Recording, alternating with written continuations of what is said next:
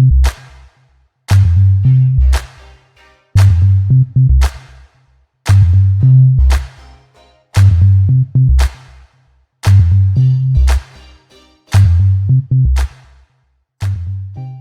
name is Aaron Adair. I am a program coordinator with the Saskatoon Industry Education Council, as you can see on your screen. I am coming to you today from Treaty 6 territory and homeland of the Métis, and I know that we have some folks who are joining us from Treaty 4 territory, so we're spanning across multiple treaty territories today. So thanks so much for joining us. And I always take a moment right now just to think about how grateful I am to live and learn and play and work on this land that we all share together. So thanks again for sharing this experience with us. A little bit of background before we get into our main event today, a very important topic that we're going to study today with the Credit Counseling Society. A little bit of information about the SIEC. The Saskatoon Industry Education Council is a nonprofit organization in Saskatoon that works very closely with 3 school divisions in and around Saskatoon and the Saskatoon Tribal Council schools, and we provide career development and discovery opportunities for youth. In the middle of your screen right now, you will see the website address, saskatooniec.ca. And if you go there, there's just a wealth of resources and different programs that students and teachers can access to navigate some career development. I recommend checking out Contact 360. It's a website, contact360.ca. Any students out there who are thinking about applying for a job anytime soon, thinking about putting together a resume or learning about various career paths, check that out. Some of you in high school may be familiar with our skills boot camps or a summer youth internship program. If you aren't, these are some fantastic opportunities for you to take advantage of. We just had our Connected Young Women Exploring Careers dinner, and hope some of you out there were able to attend. And Relevance Magazine, Career Development Magazine, is going to be coming out later this month, so look forward to that. Our Spotlight on Careers program is another one that's highlighted on here. And I just wanted to point out to you folks that each month, if you didn't know this, we focus on a different sector in the province. These are different areas that students may be interested in for finding a career in the future. We always say that even if you're curious about this, it's good to just dig into these career sectors a little bit. Because, you know, not only is it as important to find out what you do want to do while you're still in school, but it's just as important to find out what you don't want to do and cross a few things off your list. So we're hoping to help with that journey. So if you check out Spotlight on Careers, you can find post-secondary information, interviews with professionals in the industries to see if this is something you might like to do, and just a whole bunch of information and events that you could take part in. So really recommend that you check that out. And finally, SAS Money is our financial literacy program, and this is a program that is dedicated toward financial literacy and just a wealth of resources on this website. So we hope that you check that out and keep up with our events and so on this website. So again, thank you so much for joining us and learning about the SIEC here. So folks, without further ado, I want to get to our main program here. I want to thank Mary Castillo from the Credit Counseling Society for joining us today. She is going to be presenting on the topic of cautious consumerism, which is such an important topic. I think I've actually said that once or twice at least already, Mary, and I think you'd agree with me. The teachers who are here with us live, we recommend that you use the Q&A function to enter some questions for Mary throughout, and we will try to address those. We are very conscious of the time as well, so we will definitely have some Q&A at the end of this event. So fantastic to have you here, Mary, and always great to work with the Credit Counseling Society. Thanks again, and we're looking forward to learning with you. Thanks, Aaron, and thank you everyone for having me today. I'm very excited to be part of this opportunity today. I'm sorry, Aaron, I cannot share my screen now. I had checked earlier and looks like I need to make me a co-host again, if that's okay. Oh, there we go. Perfect. You got it. Perfect. Thanks, Mary. Thank you. All right. So again, without further ado, my name is Mary Castillo, and I'm an educator here at the Credit Counseling Society. Today's class is on cautious consumerism, and so it's an amazing class where it has tons of information we're going to learn, and we're going to give a lot of detail today. So just know that I will be sending out the slides at the end of our presentation, as well as other resources to Aaron, which he can forward on to all of you. Okay. For those of you who do not know who we are here at Credit Counseling Society, we're a registered nonprofit organization, and we help people Canada-wide. Our motto is we help, we educate, and we give hope. How we help is we offer free counseling services. So our counselors are available over the phone, through video call, as well as we have face-to-face offices throughout Canada. Our counselors can answer any questions you might have around finances. If you have any debt or financial issues, we can support you with that and give you options to deal with those debts. We also educate, just like we're doing here today. We offer many different workshops. You can find those on our mymoneycoach.ca website. And I also do workshops in the communities and various different places around Saskatchewan. And then we give hope. Finances can be quite overwhelming, and we're here to give a step-by-step process. And we're very proud that we can help people through some of those financial hardships that they deal with regularly. Now, a lot of times our company, and that's our primary role, is helping people deal with financial hardships. Just a little bit more about me. I've worked with this company for 8 years now. The biggest part of my time has actually been in counseling, and I've been one of the main counselors here in Saskatoon. For many years, I've helped hundreds of individuals one-on-one deal with financial and debt issues. I've dealt with every single one of these situations. I've helped bankers, lawyers, financial planners, as well as anybody that's lost their job. Financial hardship can happen to anyone, and I just really want to stress that, and there are resources available for you. Now, on to the fun part here is we're going to talk about identity theft, what that is, what frauds are out there, and how to report them. And we'll discuss ways to protect yourself against identity theft. We'll talk about the top scams here in Canada, describe how to report the fraud and minimize the damage if you do become a victim. So starting off, looking at identity theft versus identity fraud. What is the difference here? Identity theft is when somebody is gathering your information, and they're gathering it so that they can start to impersonate you. Okay, identity fraud happens when they have taken on that role and they are actually committing that fraud where they are impersonating you. And so what can they do when they start to impersonate you? They can access social programs, so they can apply to get social assistance, child benefits, other social programs that you might normally have access to, but they would get that in your name. They can access your accounts or take out open accounts impersonating you. They can take out loans. They'll take out credit cards, other loans. They can even put a lien on a property if you own that, if they're impersonating you. And they can apply for fake documents, like, for example, a fake passport and other things. And with all of that, that can definitely compromise your finances. So what we need to do is we need to be aware of what can happen to us. And then we want to be on guard for this, okay? And so there's different information that these scam artists are looking for. They're looking for your personal information. And so what that would include is your name and signature. It would be your birth date, social insurance number. I will stress here, actually, your social insurance number is one of the most important pieces of identification that you have. I believe now they do not issue the cards anymore. In the past, we used to get a card with our social insurance number on that. I don't think they're doing that anymore. And I think the biggest reason behind that is because that's a big piece of our identification. All of these things are very, very important for us, and we want to be careful of what information we're giving out. But other things, which would be health insurance number, credit card numbers, your bank account details, and then online usernames and passwords. So how do we know if we have we're becoming a victim, or there's some signs that we're becoming a victim?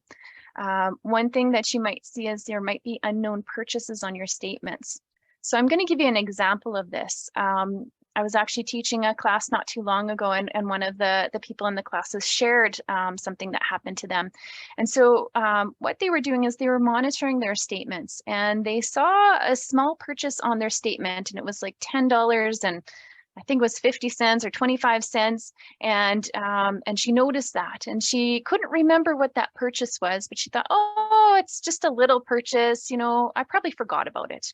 And then she looked a little bit lower into her statement, and then there was another purchase for like $6 and some change on that. And so it was really odd. And so she kind of got a little bit curious about that. And actually what she did was she called her bank and you know, wanted the bank to just do some investigation. With that, what it turned out is that she had actually been in a store where they had somehow gotten her account information, and they were taking small withdrawals out of her account. Okay, so there was a person there that was the scam artist, and they were taking small withdrawals from her account. And after investigation, the bank was able to find out the location where her bank information was scammed, and they were able to take legal action against the person that was doing that. Now, if we think about it, that scam artist, what they were doing is they weren't only just doing that to her, they were doing that to many different individuals. So these many different individuals, if you take a little bit off of everybody, then that adds up to a lot of money. And what these scam artists try to do is they do these little purchases so that you don't pay full attention. So you might miss that purchase, and you may not investigate that. But what can really happen is we want to be mindful of that, and we want to report that to our financial institution. Again, luckily this lady was able to get her money back because there's insurance in place for that. But I just want to make sure that you're aware that you should be watching your statements if you have a bank account. Okay. Another sign would be maybe you're starting to miss mail. So if you get mail in the mailbox, a lot of us have these lock boxes in the center of our cul-de-sac. But if we have mail that comes to our house, you know, you want to make sure that you're protecting that mail. You might get questions from creditors or your bank, or get collection calls. Now, this could be a sign that identity theft or something like that has happened, but it may not be, because there's a lot of scams out there right now. You might just be getting calls from collection agencies or some really strange calls coming from scam artists. It may or may not mean that your identity has been affected, but this is where we want to investigate. Okay. And if we have used credit in the past, and we have a good credit history, and we apply for a loan or to get access to credit and we're denied, then that's definitely a strong flag that there's something going on there. So how do we protect ourselves? So first part of this is lock up that rarely used ID, you know, like a birth certificate, passport, social insurance number. Those are things we're not using every day. And so we want to keep that locked up in a safe place. If we have a mailbox on our home, make sure that it has a lock on it so nobody can just go in and start taking our mail and start gathering that personal information from us. We want to review our statements regularly. So for those of you students that have bank accounts, make sure you're checking on your accounts regularly, and, you know, tell your family about doing that. And if at all possible, go paperless and shred old documents. Now, another thing we can do to protect ourselves is to check our credit reports annually. And so here at Credit Counseling Society, we recommend that every single person checks their credit reports once a year. Now, for the students here, you may not be old enough to check your credit report. They do not, creditors and things do not report on your credit report until you're 18. So, you know, as we get older, we want to check this. This is a good thing to tell our families. Now, we do want to check it. We can get a free copy of our credit report from once a year for free from Equifax and TransUnion. Just know some creditors report to Equifax, some report to TransUnion. So it's important to check both of those credit reports. And what we're looking for is we want to make sure the information that's listed on there is only what belongs to us. There's nothing strange on it, okay? Some banks will give us access to our credit reports for free. If they do, that's fantastic. But what we do want to do is we want to ask our bank, which credit reporting agency do you report to? Because we always want to check the other one, okay?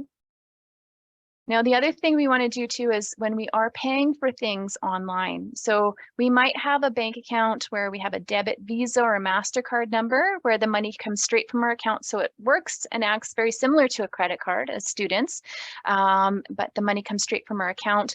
And we might use credit cards or PayPal and different things like that to pay for things online.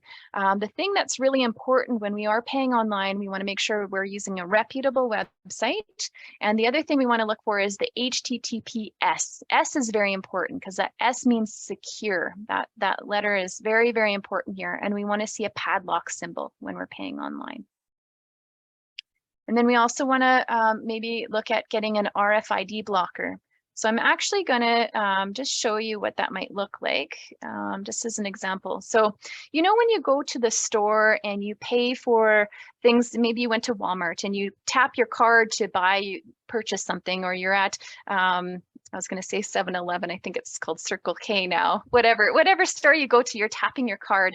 Well, on your card, it has that chip in it. And whenever you're tapping it on that machine, it's taking that money from your account. Well, what people have is they may have a machine that can scan your cards. So they might be walking beside you and they can scan your cards just like a debit machine would.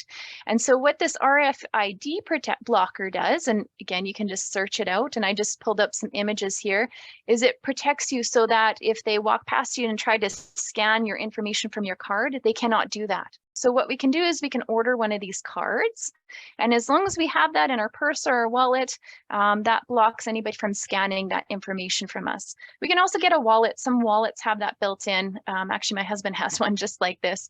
And so that can be a great way to protect ourselves from being scanned. Again, as we see, you know, whenever we're looking at websites, there's a lock symbol and the HTTPS. And we're going to give you some examples of other things too as we go along. I will say, everyone, if you have any questions, please put that in the Q&A. Erin will bring up those comments or questions as we go along, and we'll also leave some time at the end, hopefully, to answer those questions as well. Okay. When we're in public, using Wi-Fi. So, example, you're at McDonald's and you want to go online with your phone. They'll give you a Wi-Fi password, so we don't have to use our own data for that. What's really important if we're going on the Wi-Fi in a public place is that we have a VPN as protection. So a VPN is called a virtual private network. An example of some VPNs that we can get for free are like NordVPN or Bitfender VPN, and you can just go to your app store and download that. Or if you have a computer, you can make sure you have a VPN saved on your computer. We always want to make sure we have our VPN up if we're going to go on different accounts or different things within our phone or within our computers if we're in public, okay? That VPN protects us. It works as that shield so that nobody can hack in and get our information. If we don't have our VPN and we went on our banking app, as an example, they'd be able to access our information. And I also want to stress too, if you go to a hotel and they give you a password for the Wi-Fi specific for your room, just know that that is also public. So you need to make sure you have a VPN there to protect you, okay?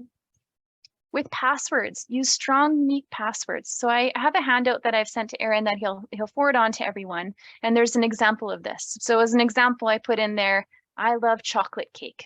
So what we want to do is we want to think of a sentence that we can remember quite easily, and that can be a very strong sentence. And in that example, I love chocolate cake, we might change out one of the letters for a number or a symbol as an example, right?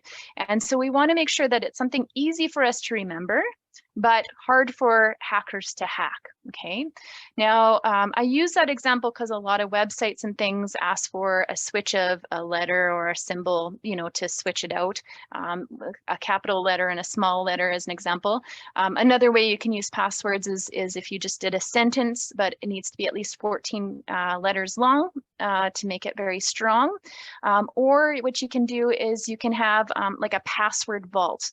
So if you set up a password vault, it can keep all of your passwords for all the different sites and places that you have passwords to, and you just have to remember one password to get into your vault, and then it can actually generate passwords for you to change out on your different things that you're using. So, you know, you can definitely look into doing something like that, but just for ease, you know, we give that example of I love chocolate cake. Now, don't reuse passwords. You know, we want to use different passwords on everything, and we want to change out those passwords every few months. Okay.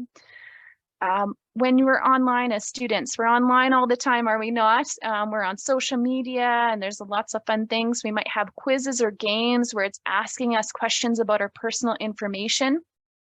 Be very careful of what information you give out to those online social media places, because they can store that information and you never know who's on the other side of that.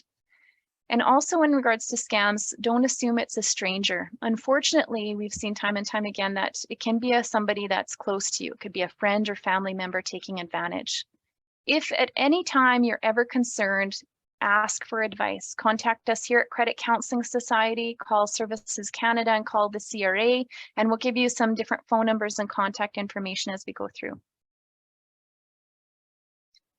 Now, again, I gave that example of a client where she had little things on her statement. So what we want to do is we want to be mindful, check our statements for accuracy if we have credit cards or debit cards. Be very cautious about giving out credit card information. Okay, and protect your PIN number. You have that PIN number to get into your account. That's a really important number. Do not write it down. Do not give that to anybody else. You want to keep that to yourself. And if you are in a store, tap or swipe the card yourself. Don't give it to the person behind the till. You want to make sure you're the one that's doing the tapping or the swiping on that. Now here's a checklist. So if we think that there might be something going on, or you know, we start to feel like we are a victim to fraud or scams, what we want to do is we want to check our credit reports. That's that Equifax and TransUnion, those two credit reporting agencies. We want to check those, and we can actually put a note on our credit report, and it's called a consumer statement. And that note basically just says that there's something going on, and it's there to kind of be that flag that comes up. So whoever's taking your identity doesn't do no more damage. Okay. I will say too that Equifax and TransUnion, their websites have a lot of detailed information of what you can do if you've become a victim to a fraud or scam. So it gives you a step-by-step process. But again, here is more information here. So if we are a victim, then we want to call the police. We want to let them know right away what's happened. We also want to contact the Canadian Anti-Fraud Centre, and the number is there. So we have that. And then if we feel like our social insurance number had issues, like somebody's taken that and they're accessing social programs, we want to contact Service Canada and notify all creditors. Okay. Now, if you've had issues with your bank account, because as students, you may not have access to using credit just yet, you might have to actually close your existing account and open a new one. Okay, and for those of us that have credit cards or other types of instruments that we're using, we want to report if our credit or our identity has been affected. We want to report to all of the credit card companies that we've been using that our identity has been impacted, and our bank is there, our credit card companies are there to help us, to protect us. Okay. And again, so what will happen is they'll likely stop and cancel any credit cards, debit cards, checks that we have, and help you to open different ones. Okay. What we want to do too is we want to follow up. So we want to monitor things to make sure that our credit is being updated and corrected. So part of that follow up is we want to log the time, date, and the people we speak with, and then just monitor our credit report until everything kind of smooths out. Okay. So just some fraud prevention here is we're going to talk about those top scams, ways to prevent that from happening to us, and then different reporting. So as we go through, just know that mass marketing fraud, usually it's done with crime groups. That's a very common thing that crime groups do, participate in doing this mass media marketing fraud, sorry. How they do this is through telephone. They might send mail, emails, internet. Our best defense with this is to be aware of what's out there, to be mindful of what's out there, and to report that if anything does happen, okay? It's known that in mass marketing scams, Canadians will see approximately $10 billion a year being taken from frauds and scams. So that's why it's really important to report that if anything happens. Now, with reporting it, just know that actually it's about 5% of the people that have become victims actually report the scams. And so this is a very low number. And why we talk about this is because it's extremely important to report if you become a victim. Why people don't report if they've been a victim is maybe they have shame, so they're embarrassed, right? They don't want anybody to know that they're the ones that are a victim. They might think it's a hassle, it's a lot of work to report this, I don't want to do it. Maybe their image, they're scared of their image. So for example, if you're a business and you've been scammed, you may not want to put that out to the world because worry about the image that it looks like. And then you might think, what's the point? Okay. Now I will say that this couldn't be further from the truth. What we do want to do is we want to protect this because it's really important. What this does is it helps law enforcement take action. It protects others from becoming a part of that scam. And a lot of times they can actually recoup a lot of that money that you've had taken from you. And so it's really, really important that we do report this and that we know that it's not just us, right? There's many people that are victims with these different things. Now, as we can see, there's a lot of different scams, and we'll talk about each of these scams, and we'll give some different examples about that as well. So we're going to start off with phishing and spoofing.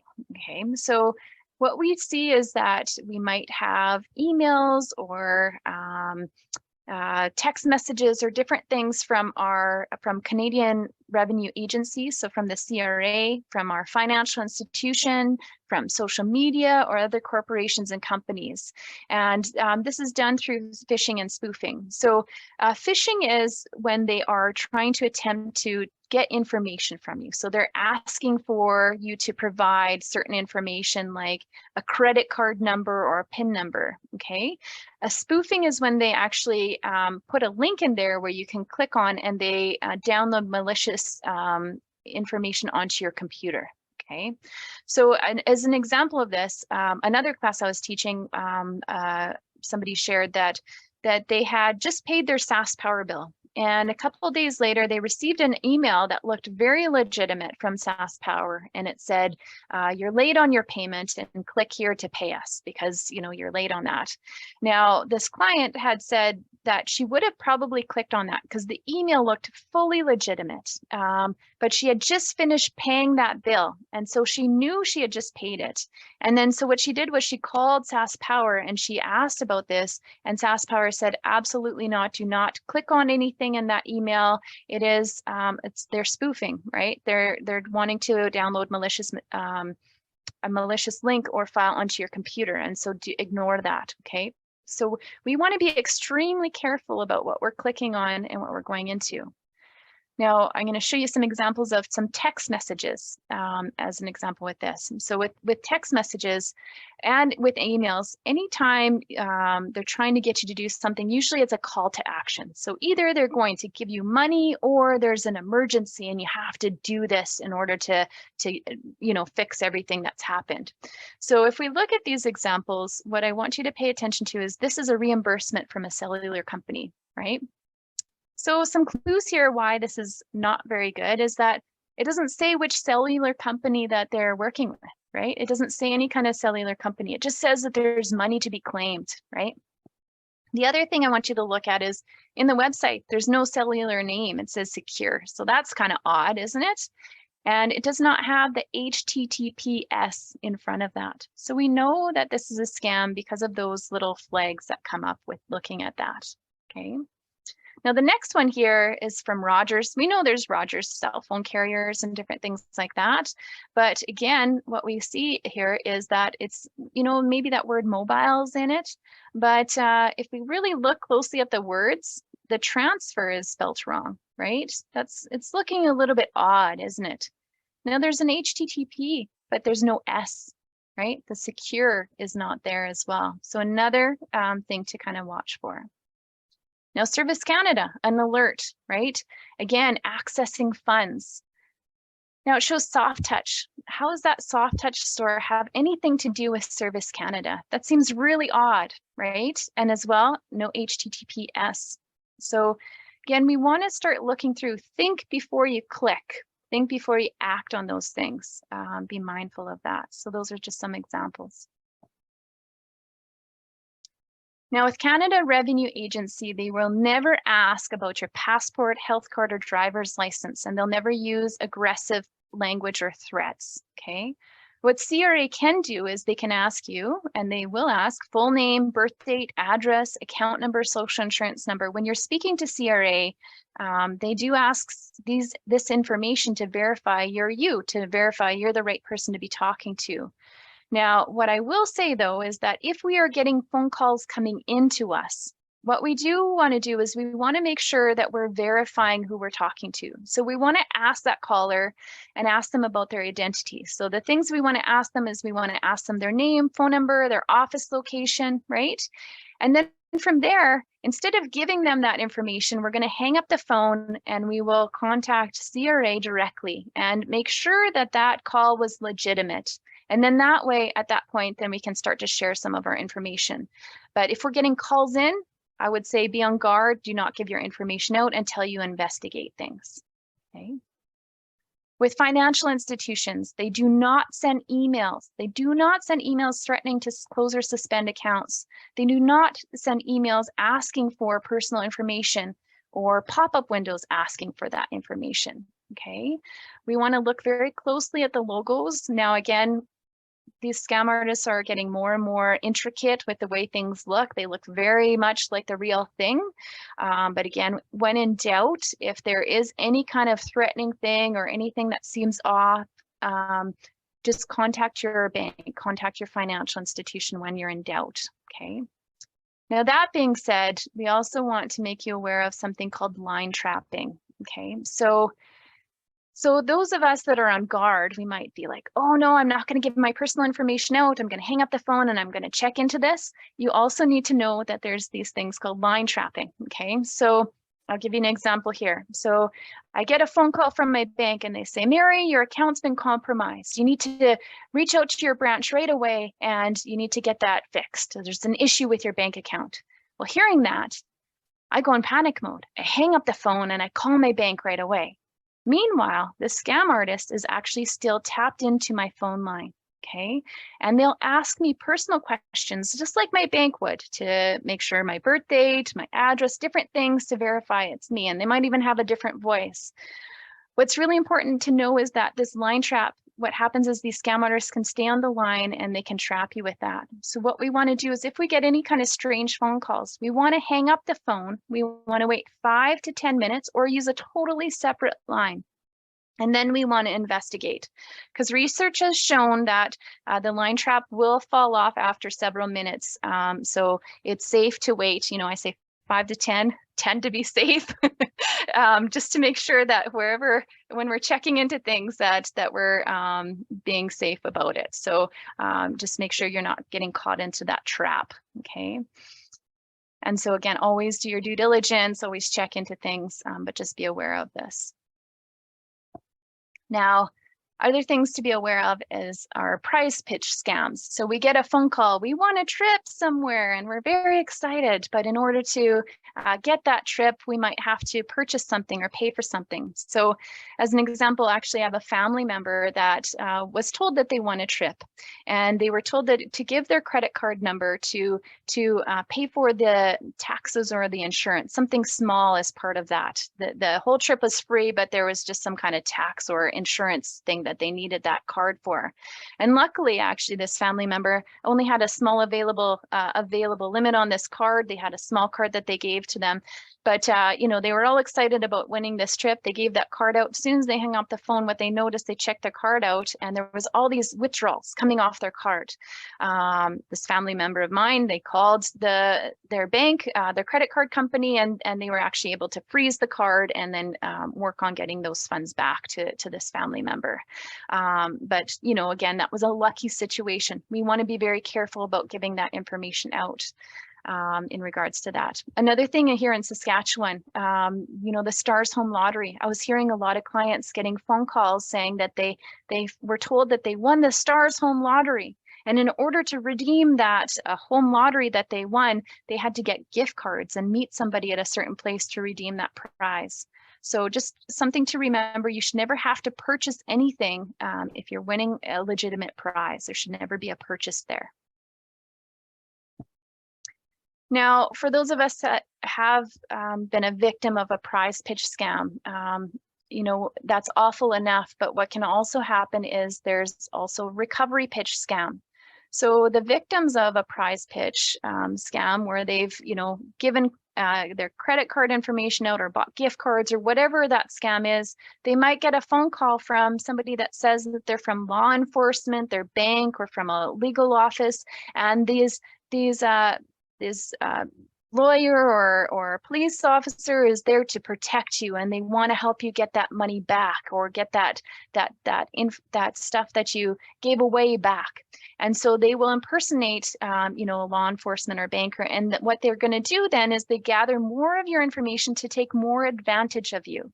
So I find this really gross, but this is the reality of what's going on in the world. And so again, just be aware that, again, if somebody's calling you, be very mindful of what they are telling you, and be mindful, do not just give that information out. It's just really important that you do the work. If you're going to make a phone call, you do that instead of letting whoever phones you to come in and take your information from them. Okay. Now, there's also employment scams, and so I'm going to explain this to everyone as well.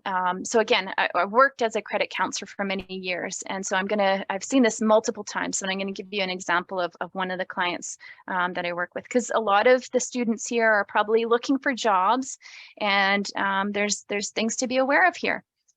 So in this example is one of the clients of mine. She got a job as a secret shopper, and there are legitimate jobs as secret shoppers, but unfortunately this person became a victim of a scam. So she received a check from this company that she was supposed to be employed with, and they sent her a check in the mail, and she took that check and she deposited it in her account.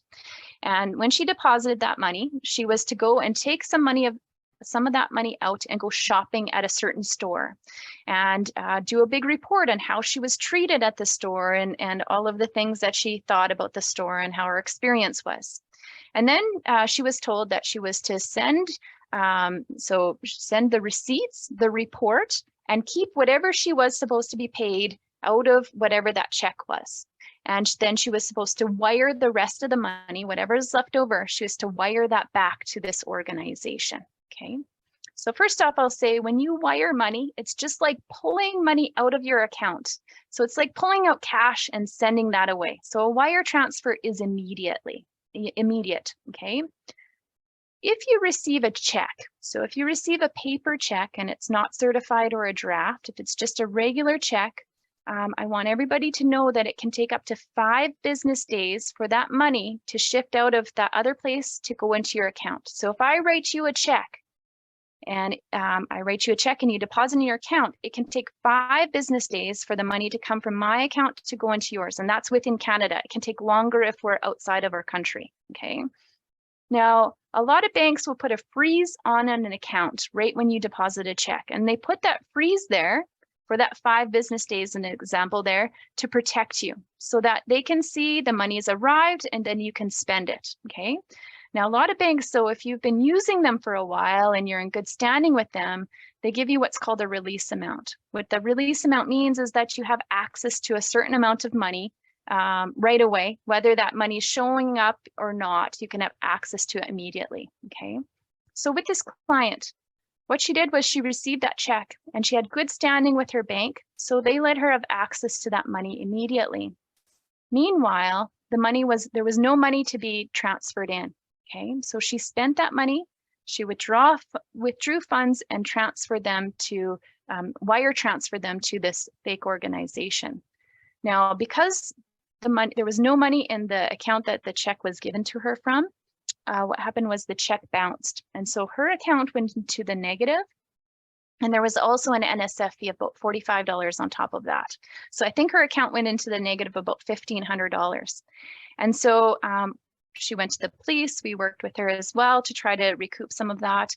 And reality is because she took the money and she sent it off, and it's like pulling out cash, there was no way to get that money back. It was in another country by then, and there was no way to get that money back. And she had to slowly pay back the bank the $1,500 their account was withdrawn from. Okay.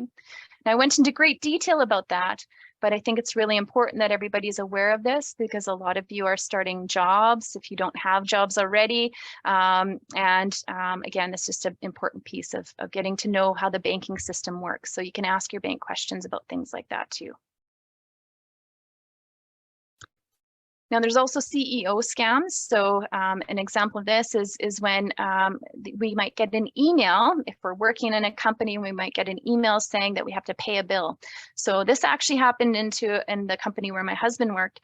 The finance department received an email from the CEO, supposedly, asking them to pay a normal purchase order that they normally have.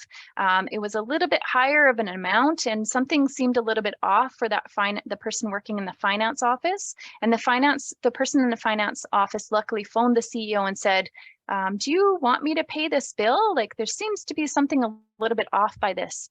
And luckily that person checked into it, because what happened was the email was identical, very much identical to the normal CEO email, but the only difference was there was a single dot in the name.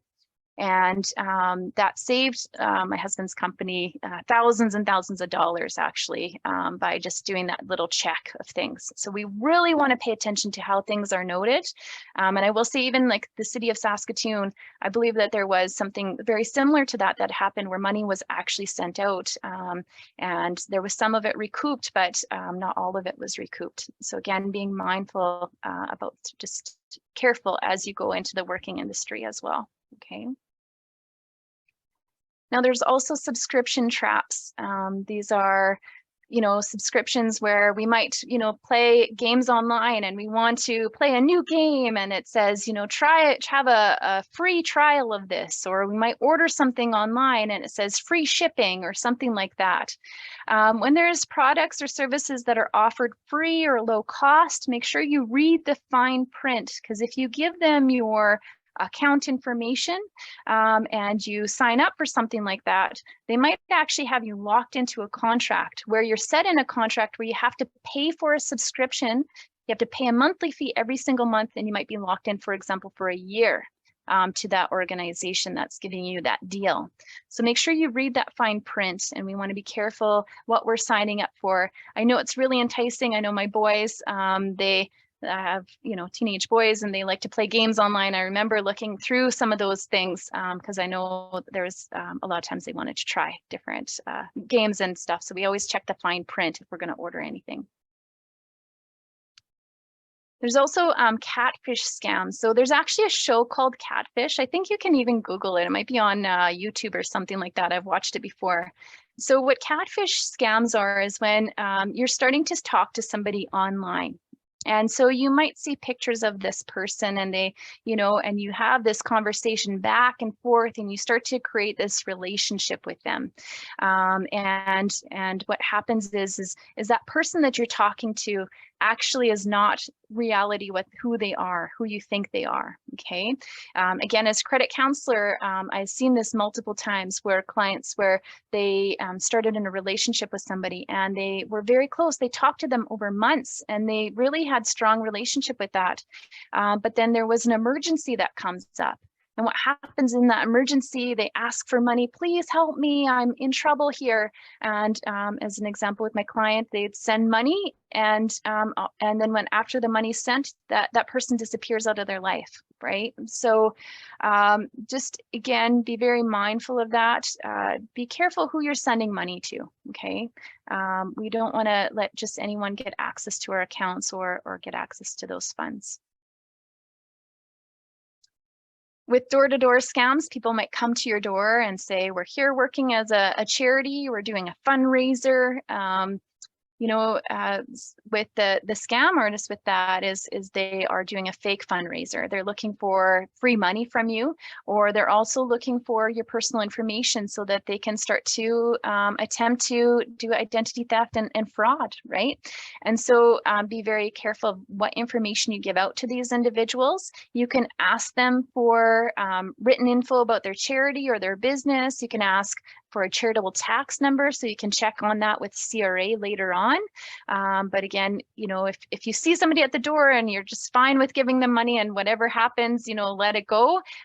Hopefully it's a good thing that it's going to, then that's fine. But if we're giving out like personal information, I would encourage you not to do that with those door-to-door people that come to your door, unless you investigate and do it your own research before you give donations out. Now, there's also rental scams out there. And so I've seen this where, as an example, a client, they rented a place on Airbnb and they were going on a trip. And they were very excited to go on this trip to the Airbnb that they found with this vacation property. And what they did was they started communicating with the supposed owner of the place that they were going to stay at. And the person was emailing them back and forth and saying, oh yeah, this is what we have here. How is it going? You know, we're planning all this stuff. And they would receive an email actually with where to make the payment to.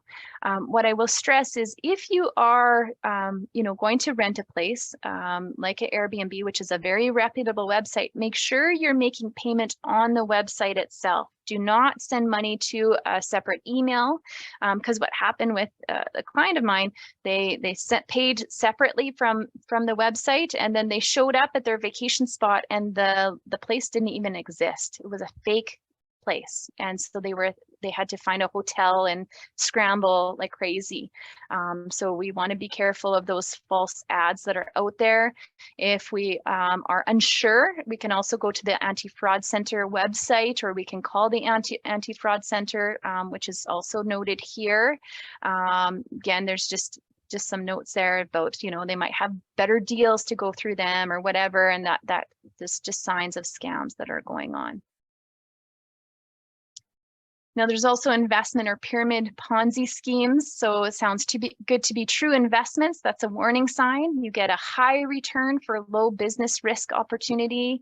How these work is the older investments are paid returns by acquiring new investors, and then it falls apart as the new investors dry up. Okay, so I've actually seen this in my time where you get together with friends, and so everybody pitches in a certain amount, and then there's one person that gets like the pot of money, right?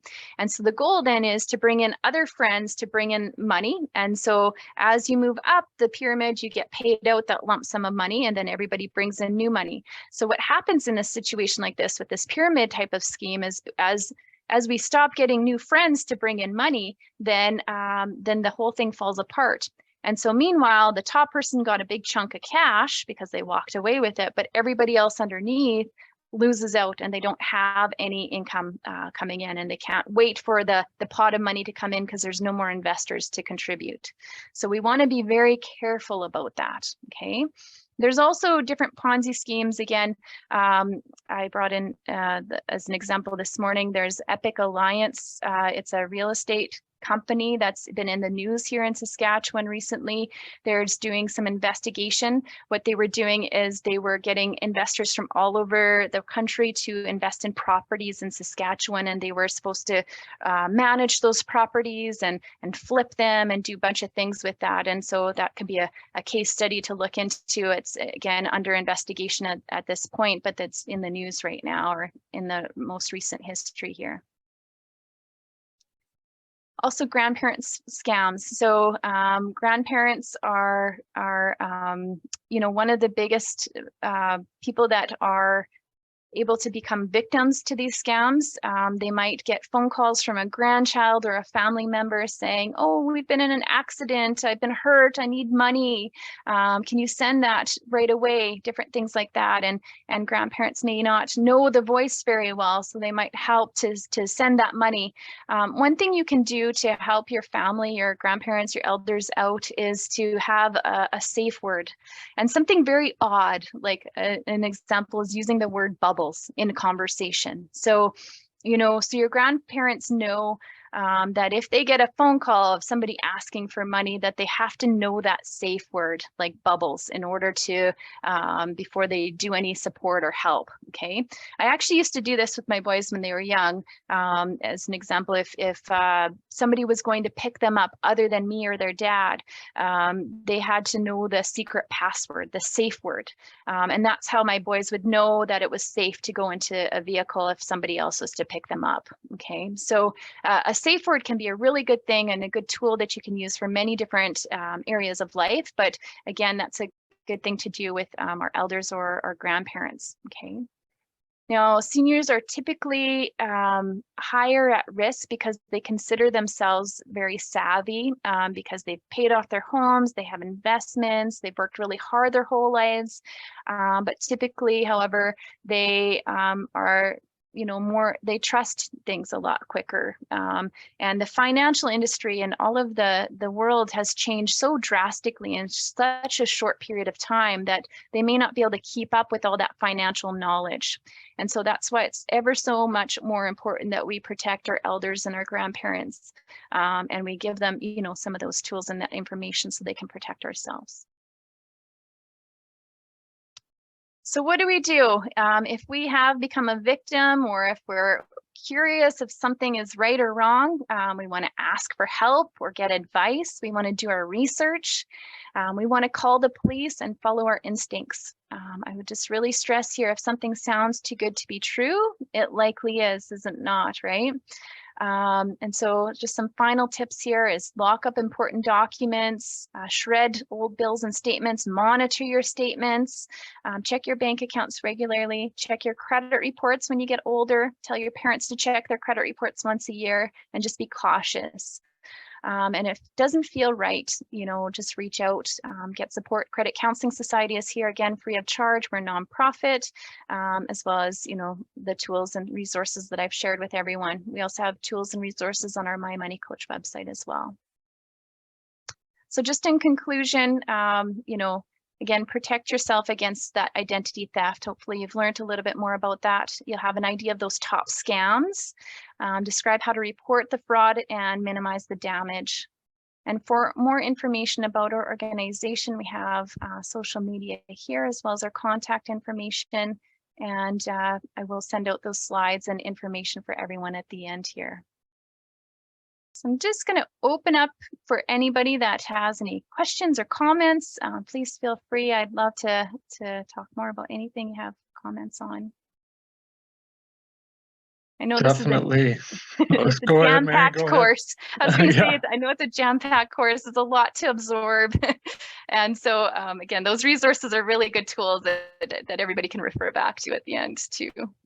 You bet. And teachers, if you're thinking of typing in a question here, or maybe even telling us if any students are familiar with a family member or something who's been a victim of this, be interesting to know that too. But students, I just even encourage you to think there has been so much here, right? And maybe you don't have a bank account or credit card yet or anything like that, but just think of some things here that you might be able to share with a parent or an adult or a grandparent or an elder, someone you're connected to in your family or your community. Just so much great information to share there. So hopefully there's some good takeaways for you today. A question that did come in here, Mary, is it possible for scammers to get the padlock symbol before the URL? Yeah, that's a great question. To be honest, I don't know the answer to that. So I would say if you did want to research that, you can also contact anytime the Anti-Fraud Center. So the information is going to go out with that. Again, when in doubt, like you asked me that. I have doubt. I would investigate that, and that's a good question. I might do some investigating on that as well. But as far as I know, we do with our organization. We have KnowBe4 training. It's called KnowBe4, and it's all about computer training and what to be aware of. And as far as I know, that's just a security thing that is safe. So we know that it is safe. There hasn't been any kind of indication from my knowledge, and we do training every month in regards to that being changed. But again, I will never throw it out the window because, the scams and frauds are increasing all the time. So it doesn't hurt to check on things from time to time. But as far as I'm aware right now, they can't do that just yet. Okay, thanks, Mary. One more for you here. Are Google Pay and Apple Pay readily accepted and safe? Oh, that's another great question. I believe so. So there's different supports there, just like with a financial institution, they have insurance. If you pay online and there's something that's wonky, they have that insurance to protect yourself. I'm going to say I believe so, but again, I'm not 100% sure on that. So that's something that we'd want to investigate if we're like a little bit wary of where we're spending that money, where we're giving that information out to, if we think that we might have some danger zones there. Yeah, I'd echo that. I know I haven't researched Google Pay as much, but I know with Apple Pay that it is quite safe, but we want to look for those kind of abnormal communications or transactions or something like that, like you've been mentioning throughout the presentation, right? Mm-hmm. Yeah. Yeah. Okay. I always say be on guard more than anything else. So yes. Yeah, excellent. Tell you what, we're aware of time, but I'm going to give you one more. We've got a class that's just sending in some great stuff here. Where is the best place to store passwords and usernames so you don't forget them? Excellent. I'm going to write this one down. Yeah, so I would say honestly, if you can get a password vault, and I can definitely get that information. So actually, to be honest, my husband does the password vault. He's got it all set up, and then I just put my stuff in there, and then it's all nice and safe in a vault. We want to be mindful. We want to try not to write it down and have it sitting out. So a password vault is a very safe place that you can keep your information. And I mentioned it earlier, where with a password vault, you only need to remember one password, right? And then once you would not have a long password to it. Once you have that password, then you can go into your password vault where it keeps all of the passwords for all of your websites, your banking information, all of that stuff is in a nice, safe, secured spot. So I will get that out in an email, actually, where you can get the password vault or how to even start to look for that. And I can definitely get that forwarded to everyone as well. Excellent. Yeah, thanks, Mary. And thanks so much for all of this great information today. I often tell students and teachers, a big part about being financially literate is being financially capable. And that means that you're not only, confident about, managing your finances, managing money, but also just knowing what to do when something goes wrong or when you have a question. And it's so fantastic that you've shared all this information. And it's so fantastic to know that the Credit Counseling Society is out there for people to access to if they do run into some trouble or have some questions. So again, Mary, thanks so much for joining us today and sharing all this information with the students. Thanks again.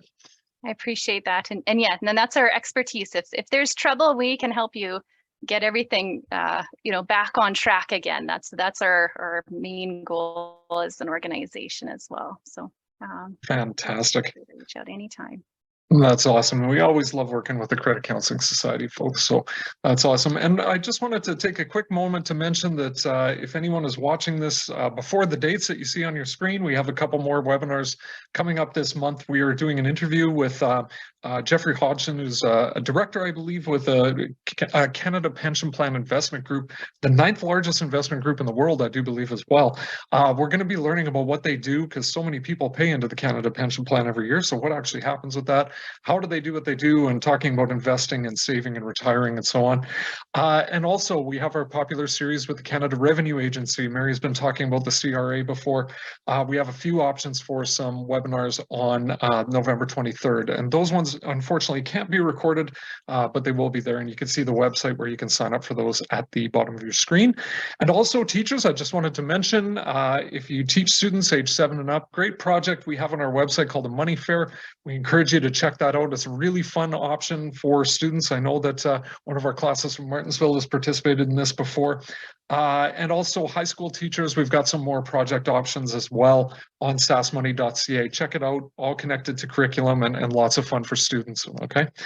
And also, finally, if you're still with us, thanks for bearing with us. We always appreciate your feedback. We want to improve our events and see what you'd like to learn about in the future with us. So this link is on your screen, or you can scan that QR code for sure. And teachers, we can send this out to you as well afterwards. Finally, if you've got the ability to follow us on any social media or to subscribe to us on YouTube, please do so. You can see again some websites at the bottom of the screen, sasmoney.ca, saskatooniec.ca, and an email address at the bottom of your screen if you do want to email any questions to us. So again, thanks for the teachers who have brought their students to this experience today. Thanks for everyone who spread the word about this event, and thanks again for Mary for joining us. And we hope you guys have a fantastic day and a fantastic Financial Literacy Month.